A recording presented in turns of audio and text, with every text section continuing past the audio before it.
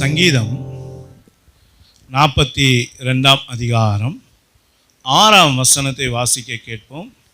பழைய ஏற்பாடு 696 பக்கம். என் தேவனே, என் ஆத்துமா எனக்குள் கலங்குகிறது. ஆமென். ஆகையால் யோர்தான் தேசத்திலும் எர்மோன் மலைகளிலும் சிறு மலையிலும் இருந்து உம்மை நினைக்கிறேன். ஆமென். உம்மை நினைக்கிறேன். என் அருமையான தேவனுடைய பிள்ளைகளே, இங்கே அருமையான தாவீது ராஜாவுடைய சங்கீதம் இது. அவர் அநேக சங்கீதங்களை எழுதியிருக்கிறார். ஆனால் இந்த சங்கீதத்தில் நீங்கள் பார்க்கும்போது அவர் சொல்லுகிற ஒரு காரியத்தை பாருங்க. என் தேவனே, என் ஆத்துமா எனக்குள் கலங்குகிறது. ஆகையால் யோர்தான் தேசத்திலும் எர்மோன் மலைகளிலும் சிறு மலைகளிலிருந்து உம்மை நினைக்கிறேன் என்று சொல்லி அவர் ஒரு வார்த்தையை இந்த இடத்துல பயன்படுத்துகிறதை நாம் பார்க்கிறோம். ஐயா, தேவனை நினைப்பதற்கு எங்கே வேணாலும் நினைக்கலாமே. ஆனால் ஏன் அவர் யோர்தான் தேசத்திலிருந்து நான் கர்த்தரை நினைக்கிறேன்னு சொல்றாரு? ஏன் அவர் எர்மோன் மலையிலிருந்து நான் உம்மை நினைக்கிறேன் அப்படின்னு சொல்றாரு? ஏன் சிறு மலையில இருந்து அவர் உம்மை நினைக்கிறேன் அப்படின்னு சொல்றாரு? யோசிச்சு பாருங்க. இந்த சங்கீதத்தோட பின்னணியம் என்ன? எதனால் இந்த சங்கீதத்தை அவர் எழுதினார் அப்படி நீங்க பார்க்கும்போது தாவீதுடைய சூழ்நிலை அங்க என்ன என்று நீங்க அறிந்து கொள்ளணும்னா 4ஆம் வசனத்தை வாசிங்க. அதே சங்கீதத்துல 4ஆம் வசனம். முன்னே நான் பண்டிகையை ஆசரிக்கிற ஜனங்களோட கூட நடந்து கூட்டத்தின் களிப்பும் துதியுமான சத்தத்தோட தேவாலயத்திற்கு போய் வருவேனே. இவைகளை நான் நினைக்கும் போது என் உள்ளம் எனக்குள்ளே உருகுகிறது. ஆமென். முன்னே அப்படின்னாரு. அப்படின்னா என்ன அர்த்தம்? அப்ப இப்போ போக முடியல. முன்னே போனேன், நேற்றுக்கு போனேன், முந்தா நேற்று போனேன், அப்போ இன்னைக்கு என்னால் என்ன பண்ண முடியல, போக முடியல அப்படின்றாரு. அப்போது உண்மையான அர்த்தம் இங்கே தாவீதோட சூழ்நிலை என்னன்னா, அவரோட உள்ளம் ஒரு ஏக்கத்தில் இருக்குது, ஒரு கவலையில் இருக்குது. அவர் எப்போதும் தேவனை துதிக்கிற ஒரு மனுஷன். அவருக்கு பேர் என்னதான்? ஆராதனை வீரர். அவருக்கு பேர் என்னது? கர்த்தரை துதிக்கிறவன். நல்லா கவனிச்சு பாருங்க. கர்த்தருடைய இருதயத்துக்கு ஏற்ற தாசன். அவன் எப்பவுமே தேவன பாதத்தில் விழுந்து கிடக்கிறதையே தெரிந்து கொள்ளுகிற ஒரு தேவ மனுஷன். அப்படிப்பட்ட ஒரு தேவன மனுஷனை இப்ப என்ன மாதிரி ஒரு சூழ்நிலையில் இருக்கிறார்னா, தேவனுடைய ஆலயத்துக்கு போக முடியாத ஒரு சூழ்நிலை. தேவனை ஆராதிக்க முடிய, தேவனை தொழுது கொள்ள முடியலையே, அவரை துதிக்க முடியலையே, அவரை உயர்த்த முடியலையே, அவரை மகிமைப்படுத்த முடியலையே அப்படின்ற ஒரு கவலை. அந்த கவலையினால அவர் முன்ன பயன்படுத்துகிற வார்த்தை நீங்க பார்த்தீங்கன்னா 1ஆம் வசனத்துல, மானானது நீரோடைகளை வாஞ்சித்து கதறுவது போல தேவனே என் ஆத்துமா உம்மை வாஞ்சித்து கதறுகிறது அப்படின்னு சொல்றாரு. நல்லா கவனிங்க. மான்கள் தண்ணீர் உள்ள இடத்த, அந்த நீர் ஓடைகளை அது தாகமா இருக்கும்போது வாஞ்சித்து கதறுமா. நல்லா கவனிச்சு போலுங்க. அது போல அந்த தாவீது என்ன பண்றாரா, தேவ சமூகத்துக்காக இப்ப என்ன பண்றாரு, கதறுகிறார். நல்லா கவனித்து பாருங்க. இப்போ நாமெல்லாம் இங்கே இருக்கிறோம். இந்த இடத்துல உங்களால் மகிழ்ச்சியாக உற்சாகமாக தேவனை ஆராதிக்க வேண்டிய நேரத்தில் ஆராதிக்காமல் இந்த மாதிரி ஒரு சூழ்நிலை வந்தால் நீங்களும் நானும் என்ன பண்ணுவோம்? யோசிச்சு பாருங்க. அதுக்காக தான் கிடைக்கிற நேரத்தில் ஒழுங்காக தேவனை ஆராதிக்கணும். அநேக நேரத்தில் உங்களுக்கு நான் சொல்கிறேன், கண் இருக்கும்போதே பைபிளை ஒழுங்காக வாசிங்க. வாயில் பேச்சு இருக்கும்போதே ஏசப்பாவை நல்லா புகழ்ந்து பாடுங்க, நல்லா ஏசப்பாவை துதிங்க, ஸ்தோத்திரம் பண்ணுங்க, நல்லா ஜெபிங்க, நல்லா பாட்டு பாடி ஆராதிங்க, அந்நிய பாஷையில் பேசுங்க. அப்புறம் வாயில் சத்தம் வராது. சில நேரங்களில் சில நேரத்தில் கண்ணு தெரியாமல் போயிடும். சில நேரத்தில் பைபிளை தூக்க கூட கைக்கு பலன் இல்லாமல் போயிடும். சில நேரத்தில் காலில் நடக்க முடியாத சூழ்நிலை வந்துடும். நல்லா யோசிச்சு பாருங்க. அப்போ இன்னைக்கு கால் நல்லா இருக்கிற நாம எப்படி இருக்கிறோம்? கைகள் நல்லா இருக்கிற நாம எப்படி இருக்கிறோம்? தேவனை துதிக்கிற நாம எப்படி இருக்கிறோம்? தேவன் நல்ல வாயை கொடுத்துருக்கிறாரே, நல்ல கண்களை கொடுத்துருக்கிறாரே, நல்ல ஞானத்தை, நல்ல அறிவை, தெளிவெல்லாம் கொடுத்துருக்காரு.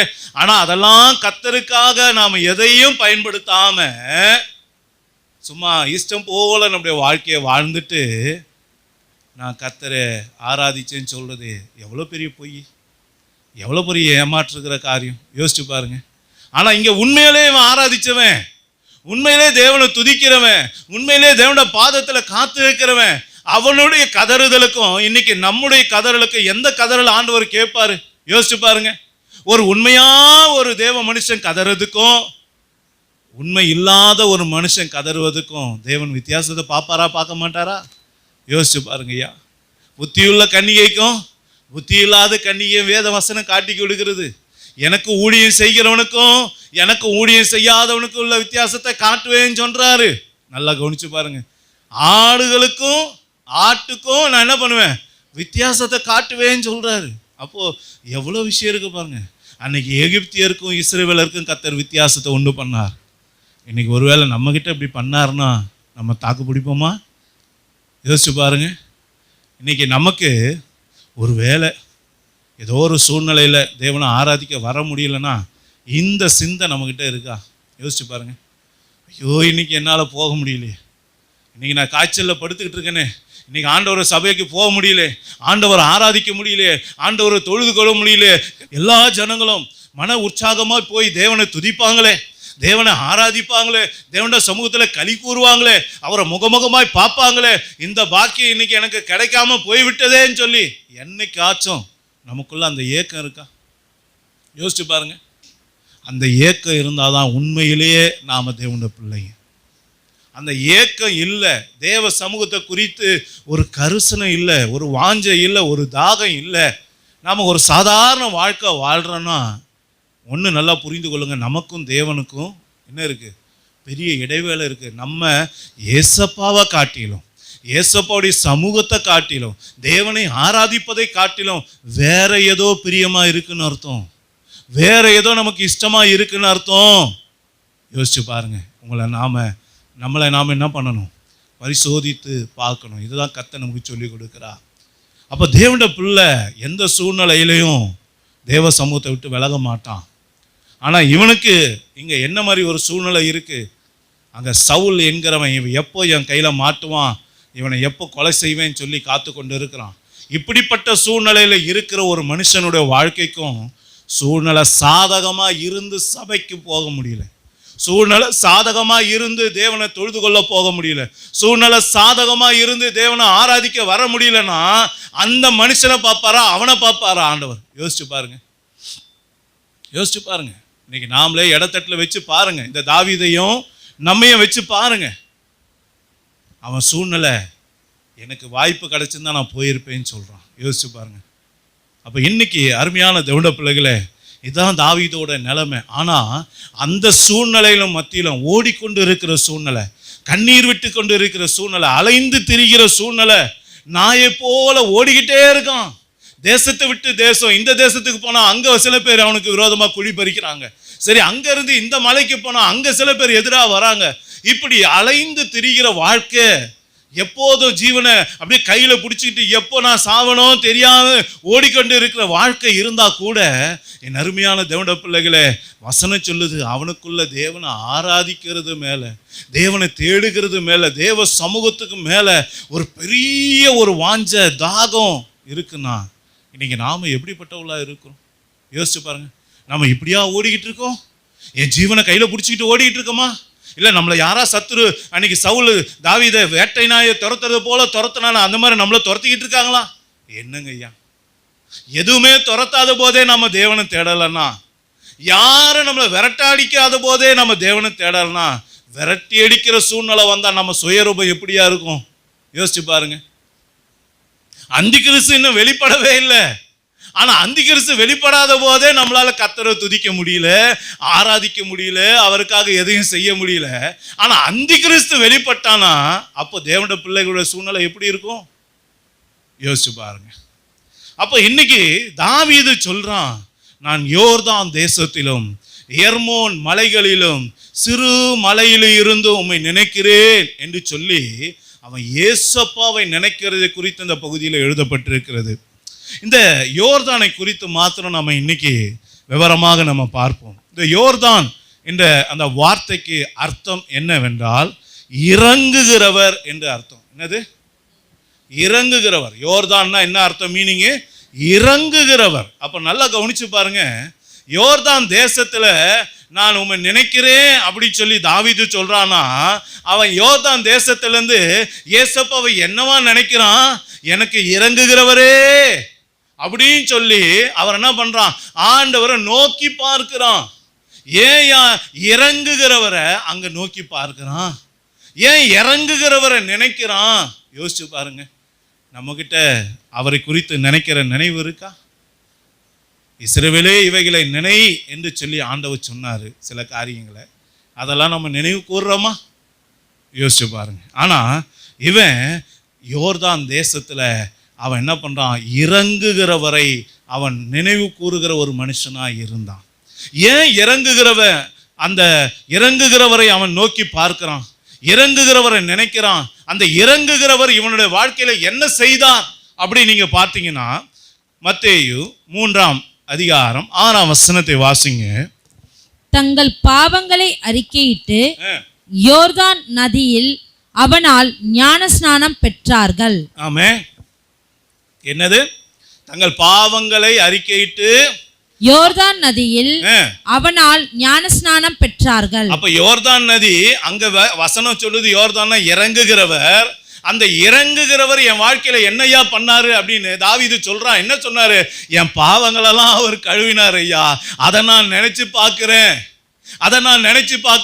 என் பாவத்தை போக்குறதுக்காக அவர் சிலுவையில தொங்கினதை நான் நினைச்சு பார்க்கிறேன். எனக்காக அடிக்கப்பட்டதை நினைச்சு பார்க்கிறேன். எனக்காக ரத்தம் சிந்தினதை நான் நினைச்சு பார்க்கிறேன். எனக்காக அடிகளை வாங்கினதை நான் நினைச்சு பார்க்கிறேன். யோசிச்சு பாருங்க. நேற்றுக்கு ஒரு சின்ன ஒரு செய்தியை நான் கேட்டுக்கிட்டு இருந்தேன். இந்த முள்முடியை சூட்டினார்கள் அப்படின்ற ஒரு விஷயத்தை நம்ம பார்க்குறோம் இல்லையா? ஒரு ஆராய்ச்சியாளர்கள் அந்த முள்முடியை குறித்து சொல்லும்போது, அந்த முள்முடி இருக்கிறதுலே விஷத்தன்மை உள்ள ஒரு முள்முடி. நல்லா கவனிங்க. அந்த முள்முடியை சூட்டிட்டு அந்த தலைமையிலேயே அவர் அடிச்சிருக்காங்க. கிட்டத்தட்ட எத்தனை பேர்? ஆராய்ச்சியாளர் சொல்றாங்க 600 போர் சேவகரை அவரை அடிச்சாங்களாம். அதுவும் எது மேலே அடிச்சிருக்காங்க? அந்த முள்ளு மேலேயே, தலையிலேயே அடிச்சிருக்காங்க. நல்லா கவனித்து பாருங்க. அவங்க அடிச்சு அந்த முள்ளு கொஞ்சம் கொஞ்சமா சிரசில் இறங்கி கண்ணுக்கு உள்ளார வந்து வெளியே வந்திருக்கு முள்ளு. யோசிச்சு பாருங்க. பதிஞ்சு போயிடுச்சு அந்த முள்ளு அப்படியே. யோசிச்சு பாருங்க ஐயா. இயேசு என் தெய்வம் சிலுவையில் என்ன செஞ்சிருக்காரு பாருங்க. நம்ம தெய்வம் என்ன செஞ்சிருக்காரு பாருங்க. நமக்காக நம்முடைய சிந்தையில இந்த வர பாவங்களை நாம ஜெயிக்கணுன்றதுக்காக அவருடைய தலையில முள்முடி சூட்டப்பட்டது. 600 போர் சேவகர் முழுவதும் அவரை அடித்தாங்க, துன்புறுத்தினாங்க. அவரால் தடுக்க முடியல. நாமெல்லாம் யாராச்சும் அடிச்சாங்கன்னா நம்ம என்ன பண்ணுவோம்? தலையில அடி விழுந்தவொடனே ஐயோ மூஞ்சில கீரல் வந்துக்கூடாது, அழகு கெட்டு போயிடும் அப்படின்னு சொல்லிட்டு நம்ம என்ன பண்ணுவோம்? எவ்வளோ அடி வந்தாலும் முகத்தை மூடிப்போம் கையால். ஆனால் அவரால் முகத்தை மூட முடியலையா? ஏன்? கையை பின்னாடி கட்டிட்டாங்களாம். யோசிச்சு பாருங்க, என்ன கொடுமை. இதை தான் ஏசையா தரிசனத்தில் பார்க்குறாரு. நீங்கள் 53 அந்த ஏசையா தீர்க்க தரிசனத்தோட 53 அதிகாரத்தை வாசிங்கன்னா அதில் ஏசையா எழுதுபாரு. என்ன எழுதுறாரு? நான் அவரை பார்க்கும்போது, எனக்கு தரிசனத்தில் அவரை காட்டும்போது, 6ஆம் அதிகாரத்தில் பார்க்கும்போது அழகுள்ள தெய்வமா தெரிஞ்ச அவரு இப்போ 53 அதிகாரத்தில் பார்க்கும்போது வசனம் சொல்லுகிறது, அதே தெய்வம், அழகுள்ள தெய்வம் அந்த கேடு அடைந்து இருந்தார். அவரை பார்க்கும்போது நான் பார்க்கத்தக்க ரூபம் இல்லை அப்படின்னா என்ன அர்த்தம்? விரும்ப முடியல. அந்த ரூபத்தை பார்க்கறதுக்கு அவ்வளோ கொடுமையா இருந்தது அப்படின்னு சொல்றாரு. இதுதான் சிலுவையிலே இயேசு நமக்காக செய்து முடித்தது. நம்ம சிந்தையில கோபம் வருது பாருங்க, எரிச்சல் வருது பாருங்க, மன்னிக்க முடியாத சிந்தை வருது பாருங்க, அசுத்தமான எண்ணங்கள் வருது பாருங்க, இச்சைகள் வருது பாருங்க, பெருமைகள், பொறாமைங்க, பலவிதமான அசுத்தமான காரியங்கள் வந்து வருதுங்க. இதையெல்லாம் நம்ம விட்டு நீக்குவதற்காக தான் இயேசு கிறிஸ்து சிலுவையில அவர் முள்முடி சூட்டப்பட்டார். யோசிச்சு பாருங்க. ஏன் யோர்தான்ல தேசத்திலேருந்து தாவீது இறங்குகிற தேவனை நினைக்கிறான். யோசிச்சு பாருங்க. அந்த இறங்குகிற தேவன் என்ன செய்தார் ஐயா? என் பாவங்களர் என்னை கழுவினார் ஐயா. என் கை செய்த பாவத்துக்கு என் இயேசு தன்னுடைய கையில் ஆணிகளை வாங்கி கொண்டார். என் கால் செய்த பாவத்துக்கு இயேசு தன்னுடைய கால்களிலே ஆணிகளை வாங்கி கொண்டார். என் மார்பு பகுதி செய்த பாவத்துக்கு அவருடைய விழாவிலே ஈட்டியால் குத்தப்பட்டது. யோசிச்சு பாருங்க. இன்னைக்கு இப்படிப்பட்ட ஒரு நினைவு அவனுக்குள்ள வருது. ஏன் அவன் இந்த காரியத்தை நினைக்கிறான்? பாவங்களை கழுவுறதை பற்றி ஏன் நினைக்கிறான்? இயேசு என் ரத்தத்தால் கழுவப்படுறது குறித்து நினைக்கிறானே ஏன்? வசனம் சொல்லுது பாருங்க, வெளிப்படுத்தின விசேஷம் 1ஆம் அதிகாரம் 6ஆம் வசனத்தை வாசிங்க. வெளிப்படுத்தின விசேஷம் 1:6. நம்மிடத்தில் அன்பு கூர்ந்து தமது இரத்தத்தினாலே நம்முடைய பாவங்களற நம்ம கழுவி தம்முடைய பிதாவாகிய தேவனுக்கு முன்பாக நம்மை ராஜாக்களும் ஆசாரியர்களும் ஆக்கின அவருக்கு மகிமையும் வல்லமையும் என்றென்றைக்கும் உண்டாயிருப்பதாக. ஆமேன். ஆமேன். அல்லேலூயா. அப்ப நல்லா கவனிங்க, இங்கே வேத வசனம் என்ன சொல்லுகிறது? ஐயா, அவர் நம்மிடத்துல அன்பு கூர்ந்ததுனால இந்த பாவ மன்னிப்பு நமக்கு கிடைச்சது. யோசிச்சு பாருங்க, இன்னைக்கு அந்த அளவுக்கு யாரா நம்மகிட்ட அன்பு கூறுறாங்களா? அதனால தான் வசனம் சொல்லுது, அன்பு கூறும்போது ஆண்டவர் சொல்ல, என்னை காட்டிலும் வேற யாரையாகிலும் நாம் நேசிச்சோன்னா அவன் எனக்கு பாத்திரம் நல்லன்னு சொன்னார். ஏன்? நான் அன்பு கூர்ந்து சிலுவையில் என் அன்பை வெளிப்படுத்தினேன்னு சொல்றார். உங்கள் புருஷன் அந்த அன்பை வெளிப்படுத்தினாரா? உங்கள் மனைவி அந்த அன்பை வெளிப்படுத்தியிருக்காங்களா? உங்கள் பிள்ளைங்க அந்த அன்பை வெளிப்படுத்தியிருக்காங்களா? ஆனால் இயேசு அதை வெளிப்படுத்தினா, தன் ஜீவனை கொடுத்து ரத்தத்தை சிந்தி தன்னுடைய மாம்சத்தை பிக்க கொடுத்து அவர் தன்னை வெளிப்படுத்தினார். அது மாத்திரம் இல்லை, நம்மளை ராஜாக்களும் ஆசாரியர்களும் ஆக்கி இருக்கிறார். யோசிச்சு பாருங்கய்யா, இதுதான் யோர்தான் நதியிலே அவர் செய்த காரியம். ஏன் யோர்தான்ல இருந்து தாவீது கர்த்தரை நினைக்கிறான்னா, இறங்குகிறவர் எனக்கு எப்படிப்பட்ட காரியங்களை செய்தார்னா, என் பாவங்களற என்னை கழுவுவதற்காக தன்னையே பலியாக ஒப்பு கொடுத்தார் என்ற அந்த சிந்தையிலே அவன் நினைக்கிறான். நல்லா யோசிச்சு பாருங்க, ஏன் அதை அவன் நினைக்கிறான்னா, அப்பதான் பாவம் தனக்குள்ள நெருங்காது. ஏன்னா நான் அலைந்து தேசம் தேசமா போறேன், ஒரு நிலையற்ற வாழ்க்கை வாழ்றேன். அந்த இடத்துல போகும்போது பாவம் அந்த இடத்துல பெருக்கமா இருக்கு, சில அசுத்தங்க என் கண்ணு எதிர்க்க தெரியுது. இதெல்லாம் பார்க்கும்போது நான் மாம்சத்துல விழுந்துடக்கூடாது, இச்சையில விழுந்துடக்கூடாது, பாவம் செய்து விடக்கூடாது என்பதற்காக அவன் என்ன பண்றான்? ஏசப்பாவை அவன் நினைச்சுக்கிட்டே இருக்கான். அவன் எனக்காக ரத்தம் சிந்தனதை நினைக்கிறான், எனக்காக அடிக்கப்பட்டதை நினைக்கிறான். அப்படி நினைக்க நினைக்க என்ன நடக்குதான் பாருங்க. நீதிமொழிகள் 3ஆம் அதிகாரம் 6ஆம் வசனத்தை வாசிங்க. உன் வழிகளில் எல்லாம் அவரை நினைத்துக்கொள், அப்பொழுது அவர் உன் பாதைகளை செவ்வைப்படுத்துவார். ஏன் அவன் நினைக்கிறான் பாத்தீங்களா? அவரை நினைக்க நினைக்க அவர் என்ன பண்றாரு? என் பாதையை செவ்வை பண்றாரு. என் பாதையில வரக்கூடிய அசுத்தங்க, அவருக்கு பிரியமில்லாத காரியங்களை நான் செய்து விடக்கூடாது என்பதற்காக அவரை நான் நினைக்க ஆரம்பிச்சுட்டாலும் அவர் என்ன பண்றாரு? எனக்கு எதிராய் வர பாவங்களை, எனக்கு எதிராய் வரக்கூடிய அசுத்தங்களை, எனக்கு எதிராய் வரக்கூடிய வேசித்தன எண்ணங்களை, எனக்கு எதிராய் வரக்கூடிய விபச்சார எண்ணங்களை, நம்ம எதிராக வரக்கூடிய பெருமைகளை, மேட்டுமைகளை, இப்படி கர்த்தருக்கு பிரியமில்லாத எண்ணங்கள், சிந்தைகள், காரியங்களை என்னை விட்டு அகற்றி என் பாதையிலே அவர் செவ்வைப்படுத்துகிறபடினாலே நான் அவரை நினைக்கிறேன். யோசிச்சு பாருங்க, உங்க வழிகள்லாம் அவரை நினைக்கிறீங்களா? உங்க வழியில போகும்போது, வேலைக்கு போறீங்க, போற அந்த 1/2 கிலோமீட்டர் அவரை நினைச்சுக்கிட்டே போறீங்களா? யோசிச்சு பாருங்க ஐயா, யோசிச்சு பாருங்க. இன்னைக்கு என்னை பார்க்கும்போது யாருக்கும் என் மேல இச்சை வரக்கூடாது, மற்றவங்கள பார்க்கும்போது எனக்கு இச்சை வரக்கூடாது அப்படின்னு நினைச்சா நம்ம நினைப்போம். அல்லேலூயா. இன்னைக்கு கண்கள் நம்முடைய சரீரத்தினுடைய விளக்கா இருக்கிறது. உன் கண்கள் தெளிவாக இருந்தால் உன் சரீரம் முழுவதும் வெளிச்சமா இருக்கும். உன் கண் இருளா இருந்தால் உன் சரீரம் முழுவதும் என்ன ஆச்சோம்? ஆமா, உன் சரீரம் கெட்டு போயிடும், ஆவிக்குரிய வாழ்க்கை செத்து போயிடும். அப்ப இன்னைக்கு அநேகருடைய வாழ்க்கையில பாவம் உள்ள வர்றதுக்கு வழியே எது சொல்லுங்க? கண்ணு தான். ஏவாளை எங்க வீழ்த்தினா? கண்களின் இச்சை தான் முதல்ல ஃபர்ஸ்ட் வந்தது. தாவீதை எங்க வீழ்த்தினா பிசாசு? கண்களின் இச்சை. அப்ப கண்கள் ஒரு மனுஷனோட வாழ்க்கையில நீங்களும் நானும் காத்துக்கொள்ளணும்னா, அருமையான தேவனுடைய பிள்ளைகளை, பாவம் நெருங்காது. அப்போ இன்னைக்கு நாம நம்முடைய கண்களால் எப்போதும் நம்ம வழியில யாரை தான் நினைச்சுக்கிட்டு போனோம்? சிலுவையில் அறையப்பட்ட இயேசுவை நம்ம நினைக்க ஆரம்பிச்சா, என் பாவங்களை அற கழுவ தன்னையே பலியாக ஒப்பு கொடுத்த இறங்குகிற இயேசப்பாவை நோக்கி பார்க்க ஆரம்பிச்சிட்டீங்கன்னா, எதை பார்த்தாலும் உங்களை பாவம் தொட முடியாது. யார் உங்களை நெருங்கி வந்தால் இயேசுவின் நாமத்தில் உதறி தள்ளிவிட்டு நீங்க பரிசுத்த வாழ்க்கைக்கு நேராக போவீங்க. அல்லேலூயா.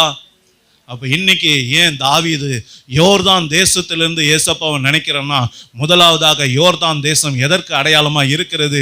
அந்த இறங்கின தேவன் எதற்கு அடையாளமாக இருக்கிறார்? என் பாவங்களரை என்னை கழுவி என் பாதைகளை செவ்வைப்படுத்துகிறார் பாருங்க, அதற்கு அவர் அடையாளமாக இருக்கிறபடியால் அவரை நினைக்கிறேன் என்று சொல்லி தாவீது சொல்லுகிறான்.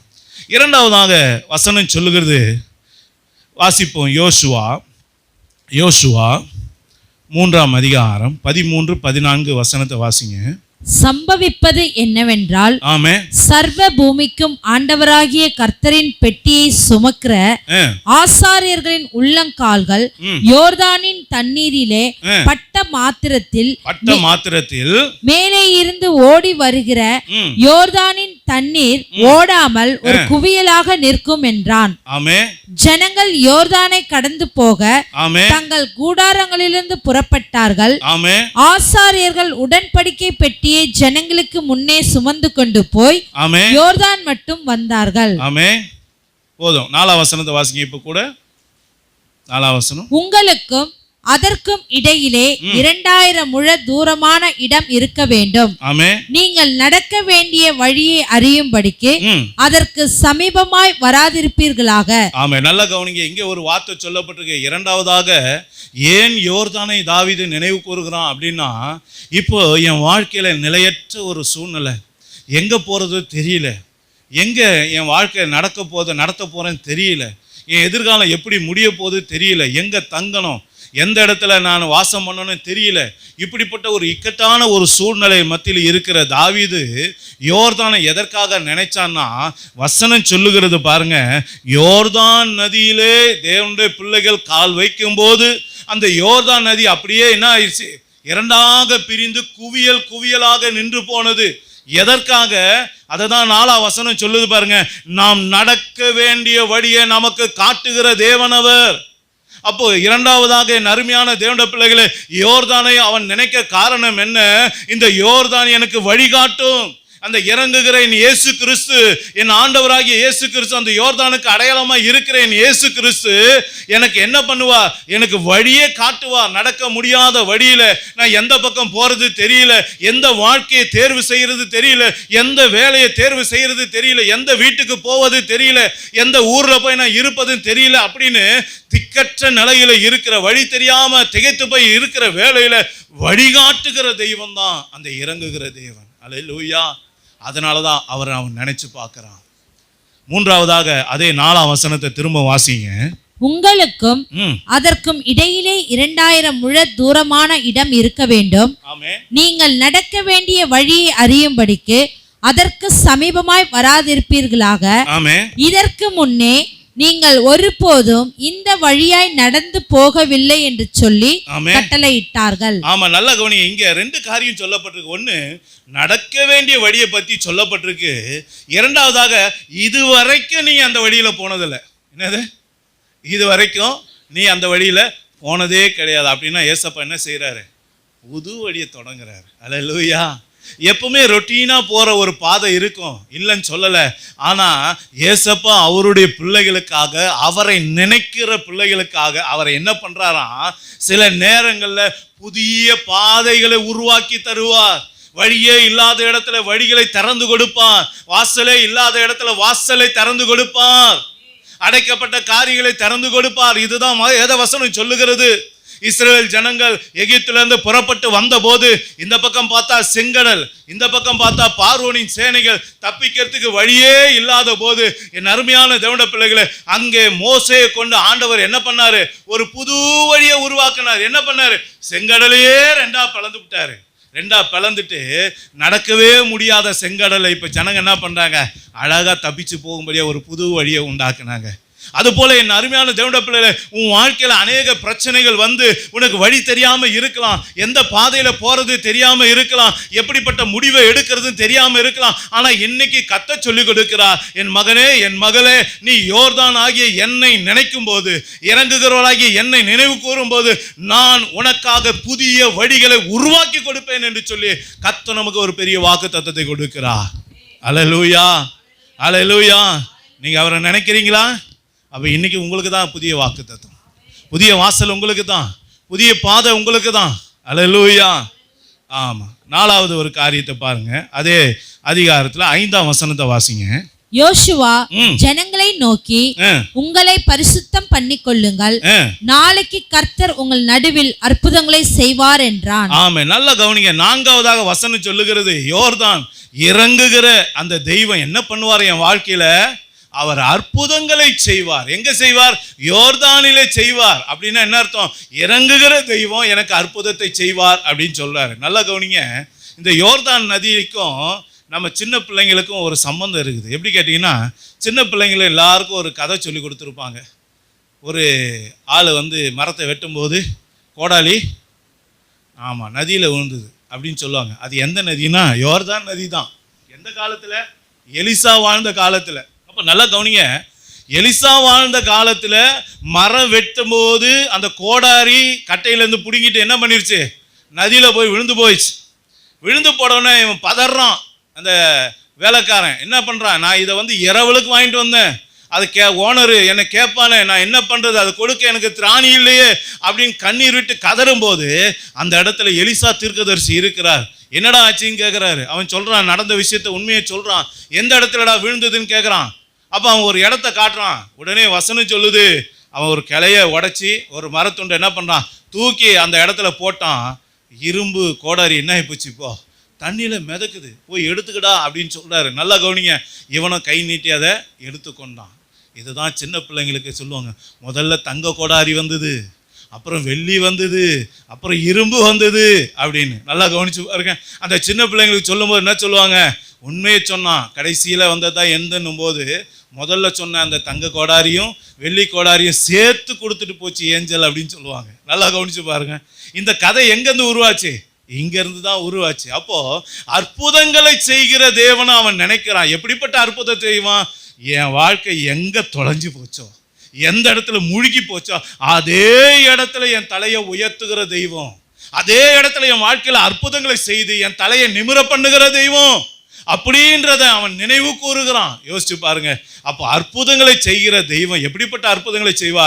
நீங்க தொலைச்சதை, நீங்க இழந்து போனதை, உங்க வாழ்க்கையில எதெல்லாம் நீங்க விட்டு உங்க கையிலேருந்து பறிக்கப்பட்டதோ, உங்க கையிலேருந்து இழந்து போயிருக்கீங்களோ அதெல்லாம் திரும்பவும் கொடுத்து கர்த்தர் என்ன பண்ண போறார்? உங்க வாழ்க்கையில மகிழ்ச்சியாக்க போகிறார். அதனாலதான் தாவீது அங்க யோர்தானை நினைக்கிறான்.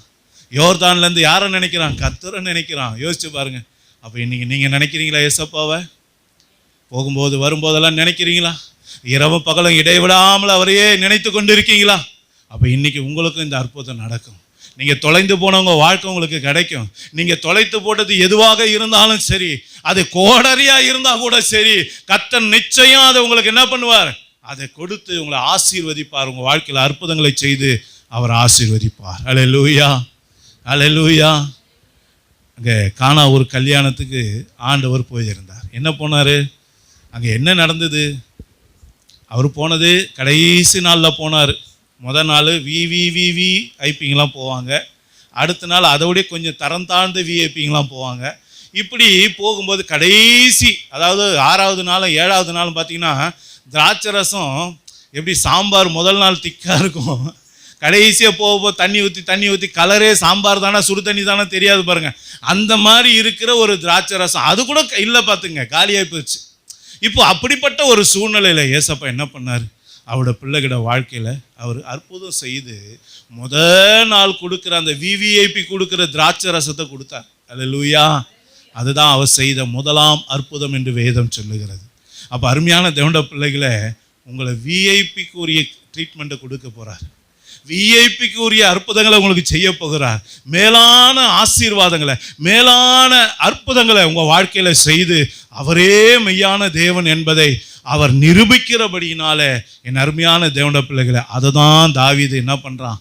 நினைவு கூறுகிறான். அப்போ இன்னைக்கு நீங்களும் நானும் ஏசப்பாவை உண்மையாக தாவீதை போல நினைவு கூறுகிறவர்களாக இருந்தால் நம்முடைய வாழ்க்கையில் இப்படிப்பட்ட இயற்கைக்கு அப்பாற்பட்ட அற்புதங்கள், அதிசயங்கள் நடக்கும் என்பதில் எந்த சந்தேகமும் இல்லை. அல்லேலூயா.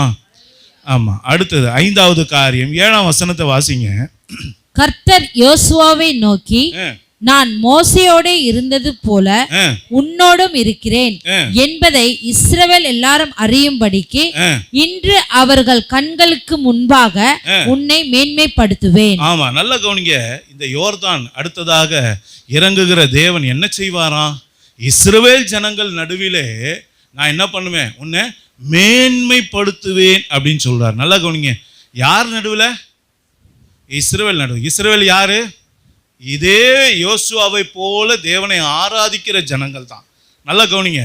அப்போ சில நேரங்களில் ஆண்டவருடைய பிள்ளைகளுக்கு அவங்க இருக்கிற சொந்த குடும்பத்தில் கூட ஒரு நல்ல மதிப்பு இருக்காது, நல்ல மரியாதை இருக்காது.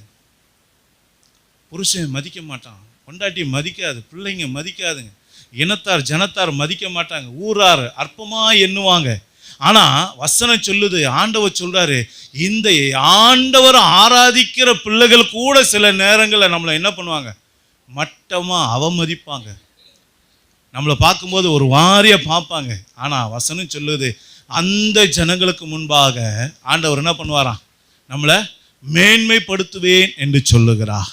அப்போ ஏன் இந்த தாவீது அடுத்ததாக ஏசப்பாவை நினைவு கூறுகிறான்? ஏசப்பாவை நினைக்கிறான்னா அந்த இறங்குகிற தெய்வம் என்ன பண்ணுவா, எந்த ஜனங்களால் நான் அவமதிக்கப்பட்டனோ, எந்த ஜனங்களால் நான் கேவலப்பட்டனோ, எந்த ஜனங்களை என்னை அற்பமாக எண்ணிக்கொண்டு இருக்கிறார்களோ அதே ஜனங்கள் மத்தியில் என் தலையை உயர்த்துகிற தேவன் இவர் என்பதை அவன் நினைவு கூறுகிறான். அல்லேலூயா. அப்போ உங்கள் நினைவு என்ன? நீங்கள் அவரே நினச்சிக்கிட்டு இருந்தீங்கன்னா உங்கள் ஜனத்தார் நடுவில் உங்கள் தலை உயரும், உங்கள் இனத்தார் நடுவில் உங்கள் தலை உயரும். அல்லேலூயா. உங்களை மேன்மைப்படுத்துவா. உங்கள் புருஷன் முன்பாக உன்னை மேன்மைப்படுத்துவா, உங்கள் மனைவிக்கு முன்பதாக உங்களை மேன்மைப்படுத்துவார், உங்கள் பிள்ளைகளுக்கு முன்பதாக, உங்கள் குடும்பத்தார் இனத்தார் ஜனத்தார் முன்பதாக சபையின் நடுவிலே கூட கர்த்தர் உங்களை மகிமைப்படுத்துவார். நீங்கள் அவரை நினைக்கிறவளாக இருந்தா எத்தனை பேர் நினைக்க போறீங்க? அல்லேலூயா. 6வதாக 3ஆம் அதிகாரம் அதே 10ஆம் வசனத்தை வாசிங்க. பின்பு யோசுவா, ஜீவனுள்ள தேவன் உங்கள் நடுவே இருக்கிறார் என்பதையும், அவர் கானானியரையும் ஏத்தியரையும் ஏவியரையும் பெரிசியரையும் கிர்காசியரையும் எமோரியரையும் எபூசியரையும் உங்களுக்கு முன்பாக துரத்தி விடுவார் என்பதையும் நீங்கள் அறிந்து கொள்வதற்கு அடையாளமாக. ஆமென். போதும். இப்போ இங்கே 6வதாக ஆண்டவர் சொல்லிக் கொடுக்குற ஒரு காரியம் என்ன? இங்கே வசனம் சொல்லுது பாருங்க, ஜீவனுள்ள தேவன் உங்களோடு இருக்கிறார். யார் இருக்காரு? ஜீவனுள்ள தேவன். அப்போ அங்கே தாவீது யோர்தான் தேசத்திலேருந்து ஆண்டவரை நினைக்கிறானா, எதுக்காக நினைக்கிறானா, நீங்கள் என் கூட இருக்கீங்க, நீங்கள் என் கூட இருந்தால் என்ன பண்ணுவீங்க? அங்கே வசனம் சொல்லுது பாருங்க, என்ன சொல்றாரு, கானானியரையும் ஏத்தியரையும் ஏவியரையும் பெரிசியரையும் கிர்காசியரையும் எமோரியரையும் எபூசியரையும் உங்களுக்கு முன்பாக நான் துரத்தி விடுவார். அப்ப நல்லா கவனிச்சு, உங்க சத்துருக்களை உங்களை விட்டு துரத்தி விடுகிற தேவன், உங்க போராட்டங்களை உங்களை விட்டு துரத்தி விடுகிற தேவன், உங்களுடைய எதிரிகளை உங்களை விட்டு துரத்தி விடுகிற தேவன், உங்களுக்கு சத்ருவாய் முள்ளாய் குறுக்காய் படுகொலியாய் இருக்கிற எல்லா கிரியைகளையும் அழித்து நிர்மலமாக்கி நானே ஜீவனுள்ள தேவன் உன்னோடு கூட இருக்கிறவர் என்பதை காட்டுவதற்கு அடையாளம் தான் அந்த யோர்தான். அல்லேலூயா. உங்க வீட்டில் பிரச்சனை இருக்கா? கடன் பிரச்சனை தலைவிரித்து ஆடுதா? குடும்பத்தில் சமாதானம் இல்லையா? சந்தோஷம் இல்லையா? பலவிதமான போராட்டங்கள் நெருக்கங்கள் உங்களை அலக்கழிக்குதான். இன்னைக்கு ஆண்டவர் சொல்ல, நீ யோர்தான் தேசத்தில் இருந்து தாவீது கர்த்தரை நினைத்தது போல உனக்காக இறங்குகிறவரை நீ இன்னைக்கு நினைப்பாயானால், இன்னைக்கு ஜீவனுள்ள தேவன் சொல்லுகிறார், நான் துரத்தி விடுவேன், எல்லா சத்துருக்களை துரத்தி விடுவேன், உன் கடன் பிரச்சனையை துரத்தி விடுவேன், உன் பிசாசின் போராட்டத்தை துரத்தி விடுவேன், உன் வியாதியை உன்னை விட்டு விலக்குவேன். ஆண்டவர் சொல்லுகிறார். அது உனக்கு எனக்கும் உண்டான அடையாளம். அல்லேலூயா. சும்மாவா தாவீது யோர்தானை நினைக்கிறான்? காரணம் இல்லை, அவனுக்கு நல்லா தெரியும் இந்த யோர்தான்ல ஆவிக்குரிய சத்தியம் நிறைய இருக்கு. அல்லேலூயா. அதனால தான் யோர்தான் தேசத்தில் போய் அவரை நினைக்கிறான். அப்போ உங்களுக்குள்ள அந்த யோர்தான் நினைக்கிற ஒரு நினைவு கூறுற காரியம் இருக்கா? யோசிச்சு பாருங்கய்யா. 7வது ஒரு காரியத்தை பாருங்க. 7வது 3ஆம் அதிகாரம் 15லேருந்து 17ஆம் வசனம் வரைக்கும் வாசிங்க. யோர்தான் அறுப்பு காலம் முழுவதும் கரை புரண்டு போம். பெட்டியை சுமக்கிற ஆசாரியர்களின் கால்கள் தண்ணீரின் ஓரத்தில் பட்டவுடனே மேலே இருந்து ஓடி வருகிற தண்ணீர் நின்று சார்தானுக்கு அடுத்த ஆதாம் ஊர் வரைக்கும் ஒரு குவியலாக குவிந்தது.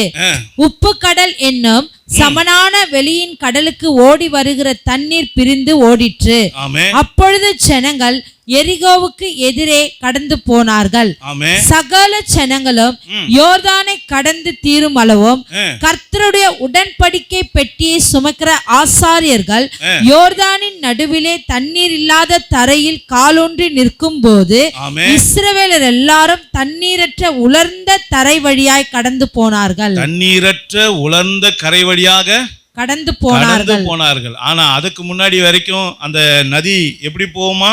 மேலிருந்து ஓடி வருகிற தண்ணீர் அது எப்படி போகும்? அறுப்பு காலம் முழுவதும் கரை புரண்டு போகும். எப்படி? கரை புரண்டு போகும், அடிச்சு தள்ளிட்டு போயிட்டே இருக்கும். இது எதற்கு அடையாளம்? நம்முடைய வாழ்க்கையில் வரக்கூடிய அநேக போராட்டங்கள், அநேக பிரச்சனைகளுக்கு அது அடையாளம். நல்லா கவனிப்பாருங்க.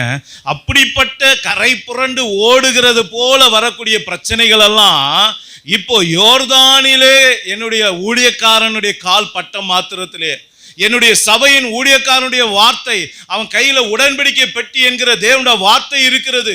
அந்த தேவனுடைய வார்த்தையை உண்மையாய் போதிக்கிற ஒரு ஊழியக்காரனுடைய கால் அந்த யோர்தான்ல பட்ட மாத்திரத்திலேயே கரை புரண்டு ஓடிக்கொண்டு இருக்கிற அந்த யோர்தான் நதி அப்படியே குவியலாக நின்று போகிறது.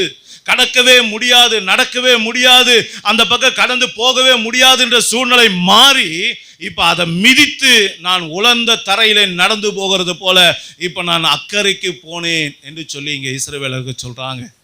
அப்ப கடைசியாக என் அருமையான தேவனுடைய பிள்ளைகளே, வசனம் சொல்லுகிறது பலவிதமான போராட்டங்கள் நம்முடைய வாழ்க்கையில அப்படியே பெருகி வரும்போது வேத வசனம் சொல்லுகிறது நீங்களும் நானும் அவரை நினைக்கும் போது நீங்க வசனம் சொல்லுகிறது அதையெல்லாம் நம்ம ஈஸியா தாண்டுவோம். எதை மிதிக்க முடியாதோ, எதை கடக்க முடியாதோ சொல்லுங்களோ அதெல்லாம் நீங்க மிதிப்பீங்க, அதெல்லாம் நீங்க கடப்பீங்க. உங்களுக்காக அது குவியல் குவியலாக நின்று உங்களுக்கு வழிவிடும். அதுவே உங்களுக்கு பாதையை காட்டும். அதில் அழகாக எளிமையா கடந்து செல்லுவீங்க. அல்லேலூயா! எத்தனை பெரிய ஆசீர்வாதம், எத்தனை பெரிய ஆசீர்வாதம். 7 விதமான ஆசீர்வாதங்களை கர்த்தர் கொடுத்தா. ஆனா இந்த 7 விதமான ஆசீர்வாதமும் இதற்கு பின்னணையத்தில் கர்த்தர் இந்த அற்புதங்களை செய்யறதுக்கு, தேவனுடைய பிள்ளைகளோட வாழ்க்கையில செய்யறதுக்கு தேவன் பயன்படுத்தின ஆட்கள் யாரு பாருங்க. அங்க யோவான் ஸ்நானகன் ஞானஸ்நானம் கொடுத்தான். இங்க யோசுவா என்கிற ஒரு மனுஷனை கொண்டு கர்த்தர் கிரியை செய்கிறார். அதோடு கூட உடன்படிக்கை பெட்டியை தூக்கி கொண்டு இருக்கிற ஆசாரியர்களுடைய கால் பட்ட மாத்திரத்துல தான் இந்த யோர்தான் நதி என்னாச்சு? 2ஆ பிளந்தது. அப்ப நல்லா கவனித்து பாருங்க. இன்னைக்கு இந்த காரியத்தெல்லாம் ஆசீர்வாதத்தெல்லாம் உங்களுக்கும் எனக்கும் கொடுப்பதற்காக ஆண்டவர் ஆயத்தம் பண்ணின சில யோவான் ஸ்நானகன் போன்ற உண்மையான உங்களுக்கு கொடுக்கப்பட்ட ஊழியர்கள் உண்டு. யோசுவாவை போல உங்களுக்கும் எனக்கு கொடுக்கப்பட்ட ஊழியர்கள் உண்டு. இன்னைக்கு இந்த ஆசாரியர்களை போல யோர்தான் நதியில தைரியமாய் வார்த்தையை பிடித்து கொண்டு போய் நிற்கிற சில உண்மை உத்தமான ஊழியக்காரர்களால தான் அந்த யோர்தான் நதிகள் பிரிக்கப்படுகிறது. அந்த யோர்தான் நதியுடைய ஆசீர்வாதம் சில ஜனங்களுக்கு கிடைக்கிறது. அப்ப இன்றைக்கு அருமையான தேவனுடைய பிள்ளைகளை நம்ம யாரை ஃபாலோ பண்றோம்? யோசிச்சு பாருங்க, யாரை ஃபாலோ பண்றோம்? இன்னைக்கு ஆசாரியர்கள் வார்த்தையை பிடித்து கொண்டு போறாங்க, அவங்கள ஃபாலோ பண்ணீங்கன்னா உங்களுக்கு வாசல் திறக்கப்படும். இன்னைக்கு நம்ம என்ன பண்றோம்? யோசிச்சு பாருங்க. உங்களுக்கும் கொடுத்த ஊழியக்காரருடைய வார்த்தைக்கு செவி கொடுக்குறீங்களா? கர்த்தர் கொடுத்த அன்னைக்கு யோவான் ஸ்நானகனை கர்த்தர் கொடுத்தா அன்றைக்கு இருந்த ஜனங்க அவன் சத்தத்துக்கு கேட்டாங்க, மனம் திரும்பி அவங்க பாவ மன்னிப்பு பெற்றுக்கொண்டாங்க. அவங்க எல்லாருக்கும் முன்னாடி இவங்க பரலோகத்துக்கு தேவ ராஜ்யத்தில் உட்பட்டாங்கன்னு சொல்லப்பட்டிருக்கு. யோசிச்சு பாருங்க, யோசிச்சு பாருங்க. ஏசப்பாவே அதை உறுதிப்படுத்தினார். இவங்க எல்லாருக்கும் முன்பாக, கீழ்ப்படியாத மற்றவங்களுக்கு முன்பாக யோவானுடைய பிரசங்கத்தை கேட்டு கீழ்ப்படிஞ்சு யோர்தானில அவனால ஞானஸ்நானம் பட்டம் பட்டவங்களாம் தேவ ராஜ்யத்தில் பிரவேசிக்கிறாங்கன்னு ஆண்டவரே சொன்னார். இன்னைக்கு உங்க ஊழியக்காரனுடைய பிரசங்கம் உங்க காதில் விழுதா? இன்னைக்கு கர்த்தருடைய சத்தம் உங்களுக்கு விழுதா? இன்னைக்கு கர்த்தருடைய சத்தத்தை கேட்டு நடக்கிற அந்த ஊழியக்காரனுடைய வார்த்தைக்கு கீழ்ப்படிந்து நடக்கிற ஆட்களா நம்ம இருக்கிறோமா? என் நாடுகள் என் சத்தத்துக்கு செவி கொடுக்குன்னு சொன்னார். இன்னைக்கு நம்ம அவருடைய மந்தையின் ஆடுகளாய் இருக்கிறோமா? அவருடைய மந்தையின் ஆடுகளாய் நாம் இருந்தா, அந்த சத்தத்துக்கு உண்மையாய் செவி கொடுக்கிற பிள்ளைகளாய் நாம் இருந்தா, இன்றைக்கு இந்த ஆசாரியனுடைய கால்கள் பட்டபோது அவனோடு கூட வந்த அத்தனை கோடி ஜனங்களும் பெரிய ஆசீர்வாதத்தை நோக்கி கடந்து போனது போல இன்றைக்கு நீங்களும் நானும் கடந்து போவோம். இன்னைக்கு கீழ்ப்படுகிறோமா? ஊழியக்காரன் மூலமா கொடுக்கிற வார்த்தைகளுக்கு, ஆலோசனைகளுக்கு, தேவ எச்சரிப்புகளுக்கு நம்ம கீழ்ப்படுகிறோமா? யோசிச்சு பாருங்க. இன்னைக்கு கீழ்ப்படிந்தான் ஆசீர்வாதம். கீழ்ப்படியலைன்னா நமக்கு ஒரு காலமும் ஒரு நன்மையும் கிடைக்காது. அல்லேலூயா. யோசுவா சொல்லிக்கிட்டே இருப்பாரு, நான் இஷ்டம் போல தான் நடப்பேன். யோவான் ஸ்நானகம் பிரசங்கம் பண்ணிக்கிட்டே இருப்பார், ஆனால் நான் இஷ்டம் போல தான் நடப்பேன். ஆசாரியம் போய் யோர்தான்ல நின்னா கூட பரவாயில்ல, நான் போக மாட்டேன்னு இருந்தா நஷ்டம் நமக்கு தான். போகிற ஜனங்க போய்கிட்டே தான் இருப்பாங்க. அல்லேலூயா. பரலோகம் யாருக்காக காத்திருக்காது, வருகை யாருக்காக காத்திருக்காரு. டைம் கொடுக்கும். தெரிந்து கொள்ளப்பட்டோம்னா நீங்களும் நானும் இருக்கிற வரைக்கும் கொஞ்சம் டைம் கொடுப்பாரு. சீக்கிரம் வந்துருப்பா, சீக்கிரம் வந்துருப்பா, சீக்கிரம் வந்துருப்பான்னு சொல்லுவாரு. கேட்கல, இருதயத்தை கடினப்படுத்தணும்னா அப்புறம் பரலோகம் என்ன பண்ணிடும்? டாட்டா பாய் பாய் சொல்லிட்டு போயிடும். அல்லேலூயா. அப்போ உங்களுக்குன்னு கொடுத்துருக்கிற ஊழியக்காரனை குறித்து வசனம் என்ன சொல்லுது பாருங்க. 1 கொரிந்தியர் 3ஆம் அதிகாரம் 9ஆம் வசனத்தை வாசிங்க. நாங்கள் தேவனுக்கு உடன் வேலையாட்களாய் இருக்கிறோம். நீங்கள் தேவனுடைய பண்ணையும் தேவனுடைய மாளிகையுமாய் இருக்கிறீர்கள். ஆமா, நல்லா கவனிங்க. நாங்களாம் யாரு? தேவனுடைய உடன் வேலையாட்கள். யாரு? நாங்களாம் தேவனுடைய உடன் வேலை. நாங்கள் எங்கள் வேலையை செய்கிறோம். எங்கள் வேலை உங்களுக்கு வார்த்தையை கொடுக்க வேண்டிய வேலை. எங்கள் வேலை உங்களுக்கு ஆலோசனை கொடுக்க வேண்டிய வேலை.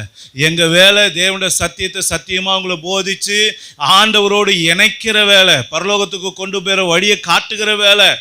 ஆனால் அதை கேட்டு நடந்து போகிறதும் போகாதும் உங்கள் கையில் தான் இருக்குது. அல்லேலூயா. நாங்கள் போய் நின்னா வாசல் திறக்க தான் செய்யும்.